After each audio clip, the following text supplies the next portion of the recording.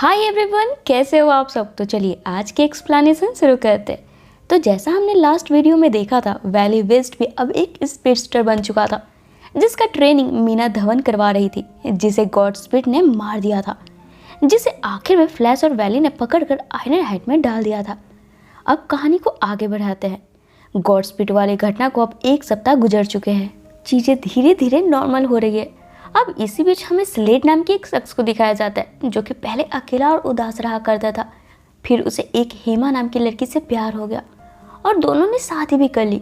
फिर एक दिन इनके बीच झगड़ा हो गया और हेमा रूठ कर चली गई। तब वापस स्लेड उदास रहने लगा, इतना कि ये डिप्रेशन में जाने लगा और इसके आसपास बुरी आत्माओं ने जन्म लेकर स्लेड को एक बुरा शख्स बना दिया, जो कि इन निगेटिव एनर्जी की वजह से इतना नकारात्मक हो जाता है कि हेमा को ढूंढकर उसे भी जबरदस्ती अपने द्वारा बनाए शैडो की दुनिया में कैद कर लेता है, ताकि हेमा इसे दोबारा छोड़ के कभी ना जा सके और हेमा इस दुनिया में खुश रहे। इसके लिए स्लेड यहाँ पर एक टावर भी बनवाता है और धीरे धीरे हेमा को भी खुद की तरह ही नकारात्मक बना लेता है।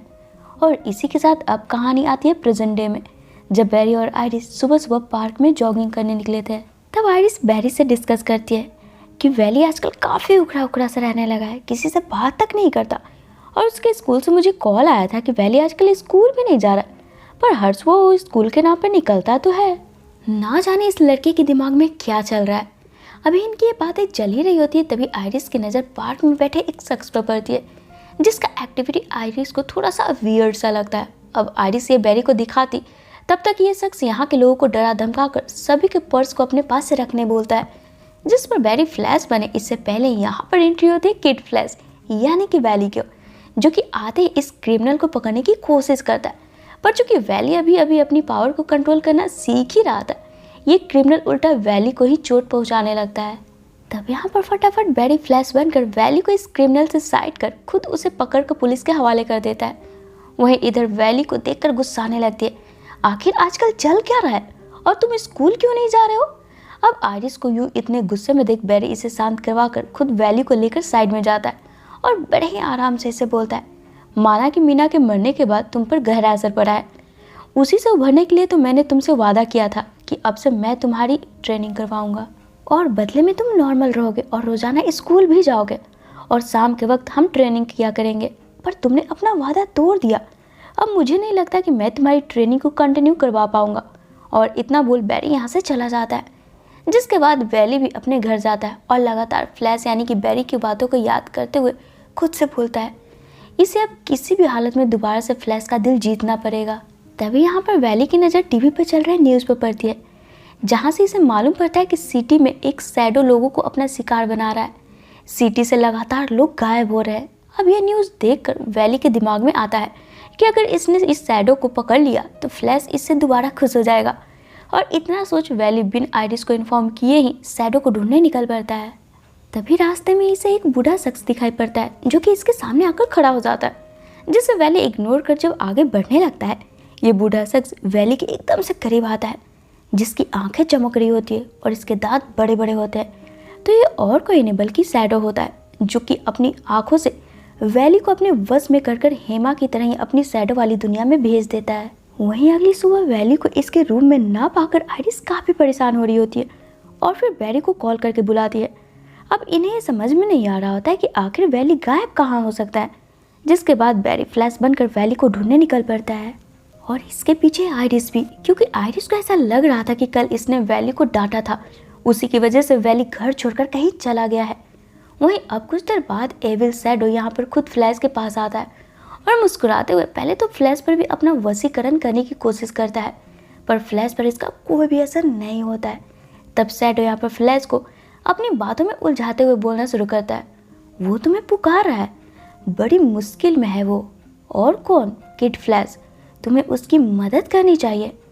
आओ मैं तुम्हें वहाँ ले जा सकता हूँ जहाँ पर तुम्हारा दोस्त फंसा हुआ है। अब ये सब सुन फ्लैश कुछ सोच या समझ पाता, पीछे से आइरिस से सारी बातें सुन लेती है और फिर वैली को बचाने के लिए बिना कुछ सोचे समझे ही शैडो वाली दुनिया में घुस जाती है। अब भाई फ्लैश के दोनों दोस्त अब शैडो दुनिया में कैद हो चुके थे, जिसे बचाने के लिए फ्लैश भी शैडो दुनिया में घुस जाता है, जहाँ पर शैडो मॉन्स्टर यानी कि काली परछाई भरी पड़ी थी, जो कि फ्लैश के पीछे पड़ जाती है।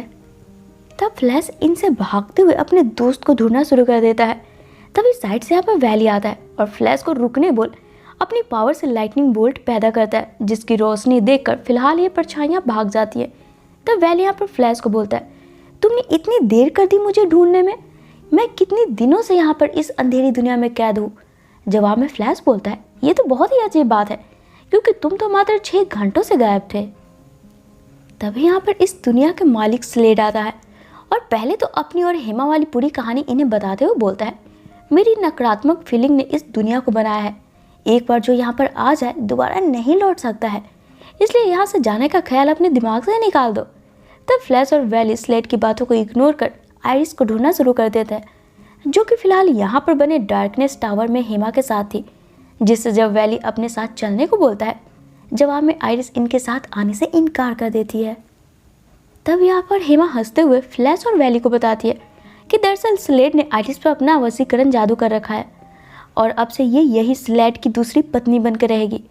अब चूंकि आइरिस स्लेड के वश में थी, ये भी मुस्कुराते हुए हेमा की बातों में हामी भरते हुए बोलती है, मुझे तुम दोनों के साथ नहीं जाना है, तुम दोनों के पास पावर है, मेरे पास क्या था, इसलिए मैं भी अब यहीं रहूँगी। स्लेड ने मुझे वादा किया है कि वो भी मुझे अपनी तरह पावर देगा। अब भाई आइरिस के मुंह से ये सब सुन इन्हें तो अपने कानों पर यकीन नहीं होता है, जिसके बाद वैली आइरिस को जबरदस्ती अपने साथ ले जाने की कोशिश करने लगता है कि तभी यहाँ पर काली परछाइयाँ वापस आ जाती हैं, जिनका तादाद इस बार पहले से कई गुना ज़्यादा होता है। और फिर ये सारे मिलकर वैली और फ्लैश को चारों ओर से जग करने लगते हैं, जिन पर इस बार इन दोनों स्पीडस्टर के लाइटनिंग वोल्ट का भी कोई असर नहीं होता है। तब फ्लैश वैली को अपनी बॉडी को वाइब्रेट कर इन परछाइयों को पार करके शैडो वर्ल्ड से बाहर निकलने बोलता है। अभी चूंकि वैली अभी भी ट्रेनिंग पीरियड में ही था, ये अपनी बॉडी को उस लेवल पर वाइब्रेट नहीं कर पा रहा होता है, जिसे देख फ्लैश वैली को अपना दिमाग शांत कर पूरे फोकस के साथ खुद को वाइब्रेट करने बोलता है।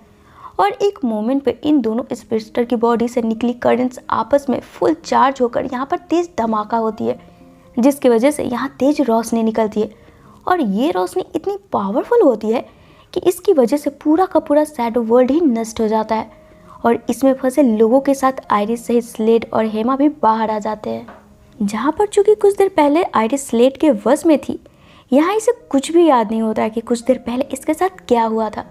तो ये अब एपिसोड के आखिर में काली दुनिया से बाहर आते ही स्लेड पर भी पॉजिटिव वाइब्स आ जाती है और ये पहले तो अपनी सारी गलतियों के लिए हेमा से माफ़ी मांगता है और फिर हेमा के साथ अपनी एक नई खुशहाल पॉजिटिव दुनिया बसाने निकल पड़ता है और साथ ही फ्लैश को आइरिस की ओर इशारा करते हुए बोलना शुरू करता है, जिस तरह तुम्हारी आंखों में आइरिस के लिए फिक्र है, तुम्हें अपनी दिल की बात ना आइरिस को बता देनी चाहिए। और फिर स्लेड चला जाता है, जिसके बाद अब हम बैरी को देखते हैं। उसे स्लेड की कही बातें आइरिस वाले काफ़ी देर सोचता है, तब इसे ये एहसास होता है कि बैरी जब पैटी या फिर मीना के साथ रिलेशन में था, तभी भी इसे सबसे ज़्यादा आइरिस की फिक्र हुआ करती थी। जहाँ काफ़ी देर सोच विचार करने के बाद आखिर में बैरी आइरिस से डेट के लिए पूछता है और ये एपिसोड यहीं पे ख़त्म हो जाती है।